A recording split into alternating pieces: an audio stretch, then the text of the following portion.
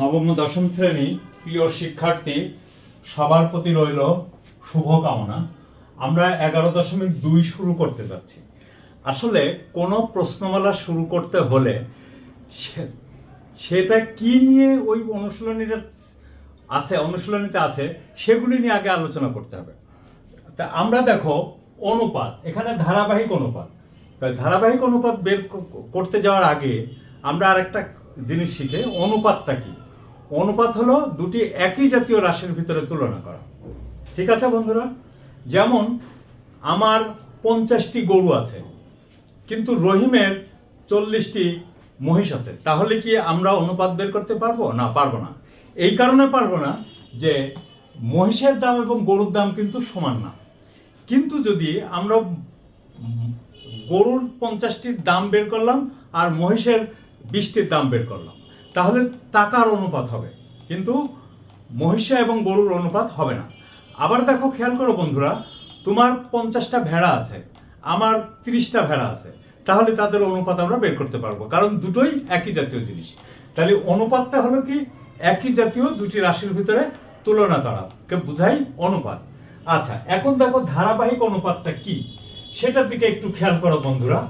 আমরা মনে করো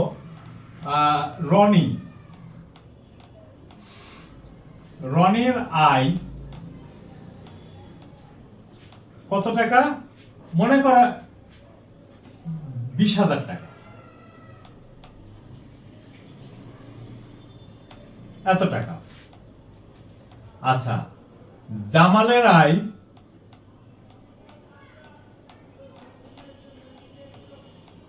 মনে করো, একটা ধরে নাও 30,000 টাকা।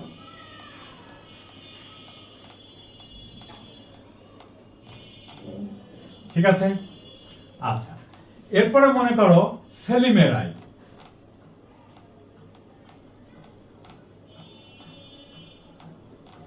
সেলিমের আয় মনে করো আমরা এখানে 45,000 টাকা ধরলাম, ধরতে তার কোনো সমস্যা নেই। আচ্ছা, দেখো বন্ধুরা, তাহলে আমরা এখান থেকে কিভাবে ধারাবাহিক অনুপাতে যাব সেইটাকে একটু খেয়াল করে দেখি। তাহলে দেখো তো বন্ধুরা, রনির আয়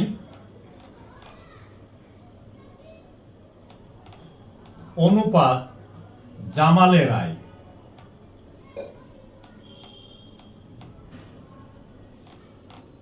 কত টাকা বন্ধুরা? দেখো তো, ইজ ইকুয়াল টু, দেখো 20,000 টাকা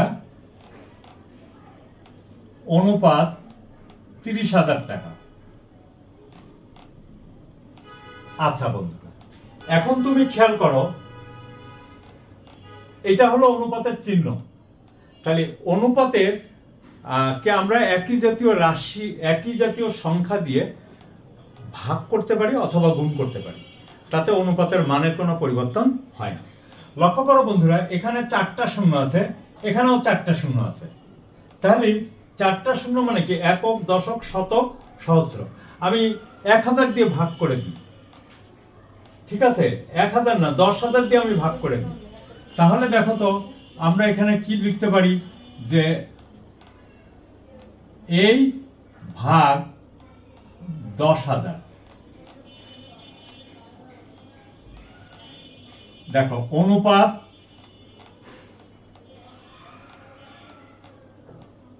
ভাগ 10,000।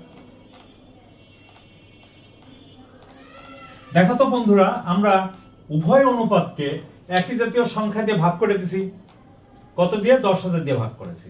তাহলে এইটা থাকে, তখন এটা হয় কি 2 অনুপাত, এখানে থাকে কত? 3।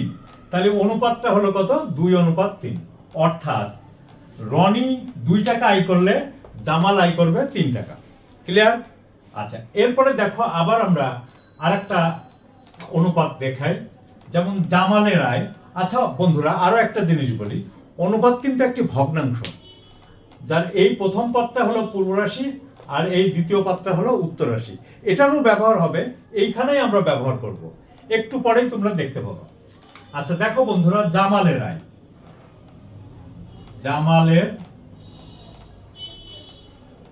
আয়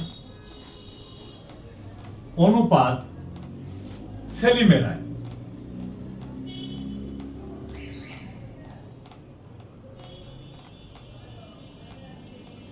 সমান জামালের আয় কত? 30,000 টাকা।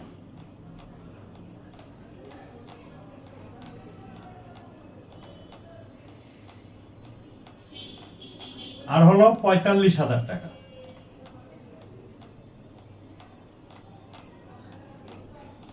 আচ্ছা দেখো বন্ধুরা, এখানে একটা দুইটা তিনটা, একটা দুইটা তিনটা, তিনটা শূন্য ডান দিক থেকে আমরা কেটে দিতে পারি, তাহলে কত হয় দেখো 30 অনুপাত 45।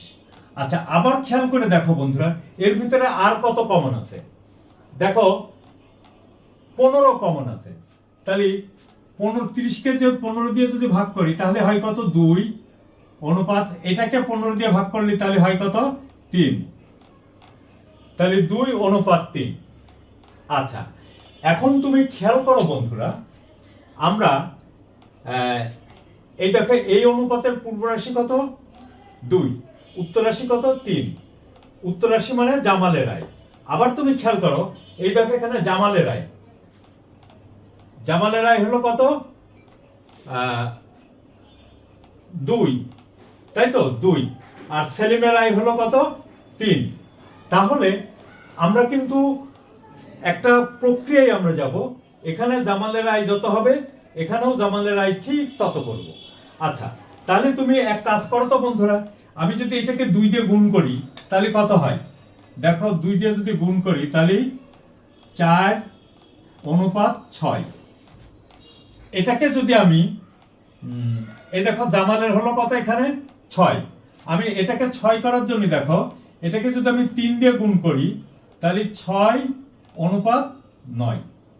দেখো বন্ধুরা আমরা কি কাজটা করলাম, আমরা দেখো এই প্রথম অনুপাতের উত্তর রাশি দ্বিতীয় অনুপাতের পূর্ব রাশির সমান করলাম। তাহলে আমরা কি লিখতে পারি? তাহলে আমরা লিখতে পারি অতএব রনির আয়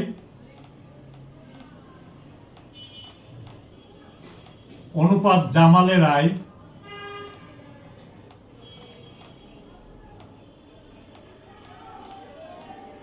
অনুপাত সেলিমের আয়।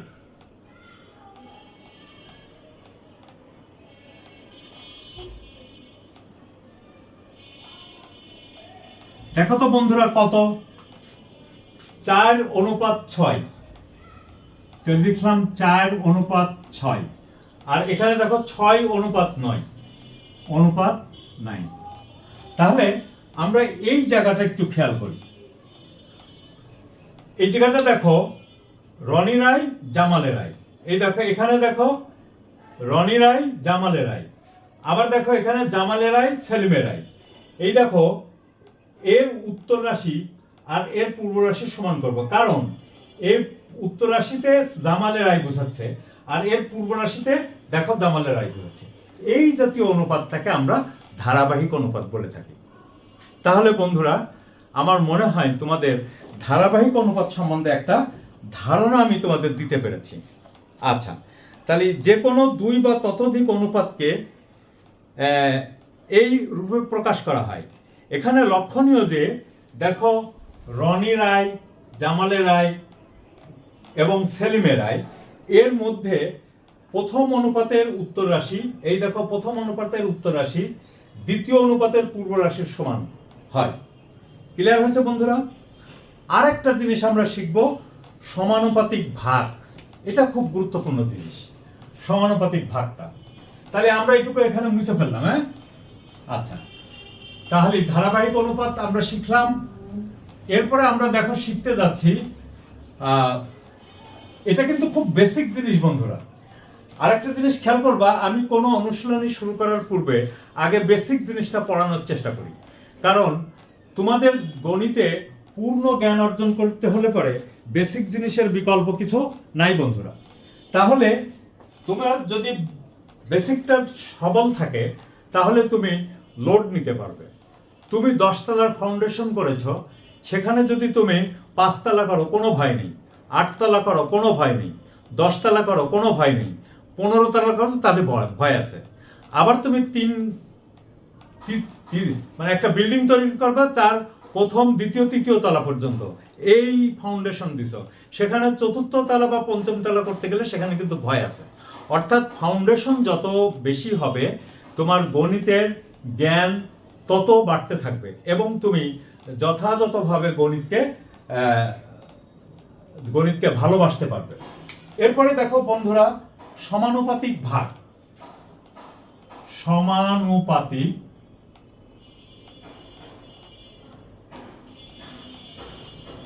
ভাগ। দেখো বন্ধুরা, আমরা সমানুপাতিক ভাগটা কিভাবে করা যায় সেটার দিকে একটু খেয়াল করি। মনে করো তোমরা 4 বন্ধু বা 5 বন্ধু, যে কয়জন বন্ধু হও কোনো সমস্যা নেই, তোমরা কোনো একটা কাজ করছো। তো কাজ করতে যে সেই কাজে কিন্তু তোমরা পাবে, মানে কিছু টাকাও পাবে। তাহলে তোমরা এই 4 বন্ধু মিলে দেখো কাজ করলে, বন্ধু মিলে কাজ করলে, আচ্ছা মিলে দেখো ক বন্ধু করলো হলো, ক বন্ধু কাজ করে 3 ঘন্টা, খ বন্ধু কাজ করে, খ কাজ করে মনে করো 6 ঘন্টা, গ কাজ করে মনে করো 8 ঘন্টা, আবার ঘ কাজ করে মনে করো 10 ঘন্টা। আচ্ছা 10 ঘন্টা আমি বীজগণিত অঙ্ক করাচ্ছি অথচ লিখতেছি বাংলায়, সেটা ঠিক না, এটা 3। এই এত ঘন্টা তোমরা কাজ করলে, তাহলে দেখো তো কত ঘন্টা কাজ করেছো। সবাই মিলে কাজ করেছো, দেখো 10 আর 8 18, 18 আর 6 24, 24 আর 3 হলো 27 ঘন্টা কাজ করেছো। তো তোমরা এই 27 ঘন্টা কাজ করে তোমরা আয় করেছো হলো কত টাকা? আয় করেছো 1,04,000 টাকা। মনে করো 1 2 3 4 5 6 7, আচ্ছা এইটা, এই এত টাকা আয় করেছো। এখন তোমাদেরকে বলা হলো তোমরা এই টাকাটা সমানুপাতিক হারে ভাগ করে নাও। তাহলে চিন্তা করো, ক কাজ করে 3 ঘন্টা, তাহলে সবচেয়ে কম কাজ করেছে কে? ক। তাহলে সবচেয়ে কম টাকা পাবে হলো ক। আবার দেখো সবচেয়ে বেশি কাজ করেছে কে? ঘ। তাহলে ঘ পাবে সবচেয়ে বেশি টাকা। আর খ পাবে কত? ওই ঘন্টা অনুযায়ী টাকাটা বন্টন হবে। তাহলে মোট ঘন্টা হলো কত? দেখো মোট ঘন্টা হলো আমরা এখানে পেলাম 18 আর 6 24, 27 ঘন্টা। 27 ঘন্টা মোট কাজ করেছো। এই 27 ঘন্টায় তোমরা আয় করেছো কত টাকা? এই দেখো 104,000, ঠিক আছে, এত টাকা। তাহলে এই টাকাটাকে আমরা মোট টাকা ধরলাম। তাহলে মোট টাকা হলো S = কত? 104,000 টাকা। আচ্ছা বন্ধুরা, যারা গণিতটাকে ভালোবাসো, অর্থাৎ গণিতটাকে নিখুঁতভাবে বুঝতে চাও, নির্ভুলভাবে করতে চাও, তাদের জন্য অত্যন্ত গুরুত্বপূর্ণ এই ক্লাসটা। তাহলে দেখো মোট আয় করেছে হলো 1,04,000 টাকা। এখন কত ঘন্টায়? 27 ঘন্টায় তারা আয় করেছে। তাহলে তারা ভাগ পাবে কিভাবে? তারা ভাগ পাবে হলো তাদের ঘন্টা অনুযায়ী তারা ভাগ পাবে। তাহলে তাদের টাকার পরিমাণটা হবে কত? দেখো টাকার পরিমাণ, তাদের টাকাটা কি অনুপাতে ভাগ হবে? টাকার পরিমাণ তো 1,04,000 টাকা আছেই। তাহলে টাকার পরিমাণটা ভাগ হবে তাদের এই ঘন্টা অনুযায়ী। তাহলে ক অনুপাত খ অনুপাত গ অনুপাত ঘ = দেখো 3 অনুপাত 6 অনুপাত 8 অনুপাত 10। ক্লিয়ার হয়েছে? মোট ঘন্টাটা কত? 27 ঘন্টা। তাহলে এই 27 ঘন্টার ভিতরে ক কাজ করেছে কত? 27 ভাগের 3 ভাগ, তাই তো? 27 ভাগের 3 ভাগ। আর মোট টাকাটা, এটাকে আমরা এস ধরলাম। তাহলে মোট টাকা হলো কত? মোট টাকা এস ইজ ইকুয়াল টু 104,000 এত টাকা। তাহলে কে কত টাকা পাবে? এটাই হলো সমানুপাতিক বন্টন। মানে টাকাটা পাবে হলো এই অনুপাতে যে যত ঘন্টা কাজ করেছে সেই ঘন্টা অনুযায়ী টাকা পাবে। তাহলে দেখো তো বন্ধুরা, ক কত টাকা পাবে? এগুলি নিয়েই কিন্তু এই প্রশ্নমালার অঙ্কগুলি করব আমরা বন্ধুরা। তাহলে ক পাবে হলো কত টাকা? ক পাবে দেখো 1,14,000 এত টাকার কত? 3/27। তার মানে 27টা ভাগ করে তার 3 ভাগ পাবে হলো কে? ক পাবে। খ পাবে কত? খ পাবে হলে দেখো 4,000 টাকার 6/27 টাকা। গ পাবে কত? 1,04,000 টাকার 8/27 টাকা। ঘ পাবে কত? 1,04,000 টাকার 10/27 টাকা। এত টাকার এত অংশ সমান কত টাকা হয়? দেখো বন্ধুরা, আমরা 1,04,000 টাকাকে 27 দিয়ে ভাগ করি। 104 1 2 3 ভাগ হলো 27। আমাদের কি একটু ভুল হলো নাকি দেখি? 10 যোগ 8 14 যোগ 6 যোগ 3 27, ঠিকই তো আছে। তাহলে আমরা যত হয় তত হবে আর কি। দেখো আমরা তাহলে কত টাকা পাবো? এখানে মোট আয় করেছে হলো এত টাকা। তার মানে হলো এটাকে তুমি 3 0 সরি 0 0 0 3 4 12 2 হাতে থাকলো 1 3 ভাগ হলো 27 এত টাকা পাবে। ঠিক আছে বন্ধুরা? আচ্ছা, অথবা আমরা এই জায়গাটায় এমন একটা ফিগার ধরি যাতে এটা দিয়ে কাটাকাটি করা যায়। আচ্ছা দেখো তো, 27কে যদি আমরা